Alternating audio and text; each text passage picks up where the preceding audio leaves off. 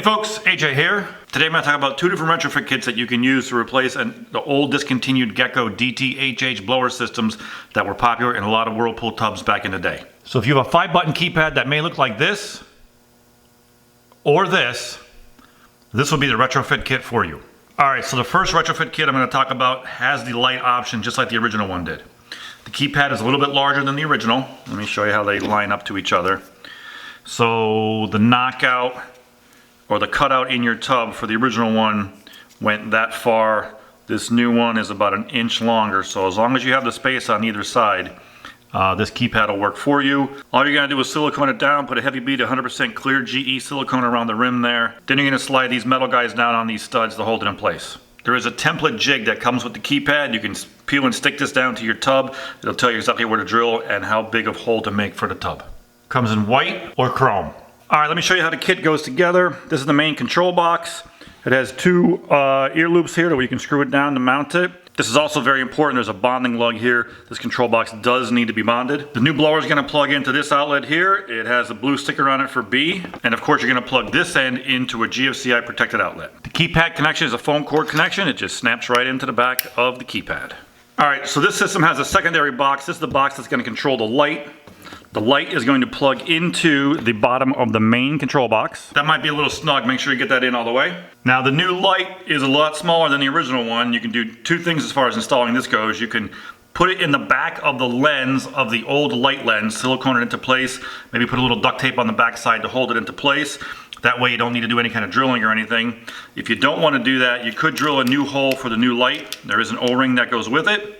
So all you're going to do is just drill the hole, put it through, make sure that O-ring is in the groove the right way or else it's going to leak. Then on the back side, just tighten up your lock nut and you'll have a watertight seal. There is a light cord that comes with it. Make sure the pins are going in the right direction. Alright, so let's get a close-up view of the arches on these pins. You got to make sure that they snap together just like that. Okay, so you're also going to get a new blower with this kit. The blower is just going to plug into, again, the B cord or the blue cord on the bottom of the main control box. As far as plumbing in the new blower, it comes with 3 different attachments. If you have 1¼ inch tubing, you can connect it right to the nozzle. If you have 1½ inch pipe, you're going to take the 2 screws out that are on the top and bottom of this fitting, take the nozzle out, and then the pipe will go right into there. And in a rare chance, if you have 2-inch, you can take this screw out, remove the whole nozzle, and attach the 2-inch pipe to the blower that way. Alright, now that we got everything connected, I'm going to show you how it operates. The far left circle is the power button.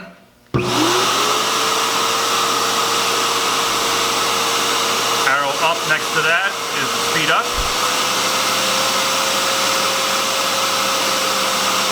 Next arrow down is the speed down. Then we have a wave mode, which is the circle next to that. If I hit it again, it'll go into pulse mode. You hear how that blower goes fast and then slow and then fast and slow. That's the pulse mode.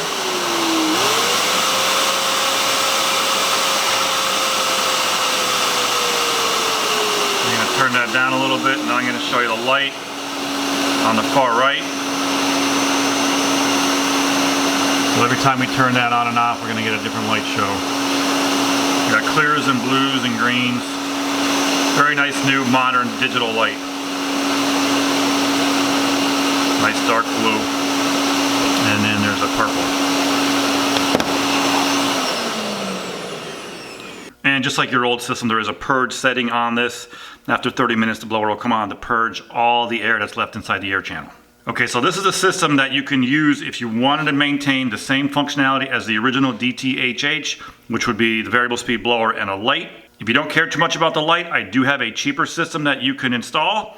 That does not give a light option. Let me show you how that works right now. Alright, so this would be the keypad and the blower for a replacement system. If you weren't too interested in having a light, it's not a big deal. It is a lot cheaper than the original system. The keypad is the same exact size. So again, you're going to need to make it larger to fit into your bathtub. And the template still comes with this one as well. Same connection as the other one. The phone cord snaps right in. Make sure you put some silicone around this. and slide on the metal brackets to hold that studs in place. So now this foam cord goes right into the blower. There are no additional boxes that will be needed for this blower. It's a very, very simple installation. As far as the plumbing goes, it's the same way. If you had the 1¼ tubing, put it here, 1½ pipe. Take these 2 screws out that are here and take that out. Okay, the functionality of this one is going to be the same exact way as the lighted one. We have our on button, speed up, speed down, wave, and pull.